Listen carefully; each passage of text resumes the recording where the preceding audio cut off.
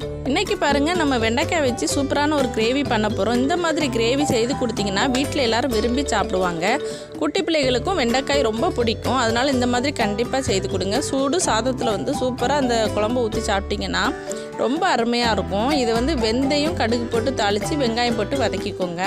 இதுக்கு நம்ம 2 தக்காளியை அரைச்சி ஊற்றி நல்லா வதக்கி விட போகிறோம்.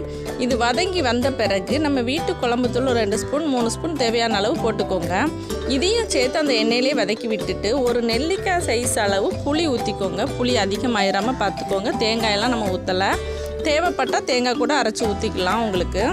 இப்போ பாருங்கள், நல்லா இதை வதக்கி விட்டுட்டு புளி தண்ணி ஊற்றி நல்லா கிண்டி விட்டுட்டு நம்ம கழுவி நல்லா க்ளீன் பண்ணி எடுத்துகிட்டு பொடிசாக கட் பண்ணி எடுத்துகிட்டு வர்ற வெண்டைக்காவை நம்ம இது உள்ளே போட போகிறோம். வெண்டைக்காவை தனியாலாம் நம்ம வதக்கலாம் செய்யலை, அப்படியே நம்ம உள்ளே போட போகிறோம். இதில் தனியாக வதக்குனா அந்த வளவளப்பு தன்மைலாம் போயிடும். அதில் தான் நமக்கு சத்துக்களே இருக்குது. கொதிக்க விடும்போது இந்த புளித்தண்ணியில் விட்டு கொதிக்க விடுறதுனால அந்த டேஸ்ட்லாம் மாறாது, அந்த வளவளப்புலாம் தெரியாது. நீங்கள் இந்த மாதிரி செய்து பாருங்கள், ரொம்ப பிடிக்கும். பிடிச்சிருந்தால் லைக் பண்ணுங்கள். சப்ஸ்கிரைப் பண்ணாமல் பார்க்குறவங்க பண்ணிக்கோங்க.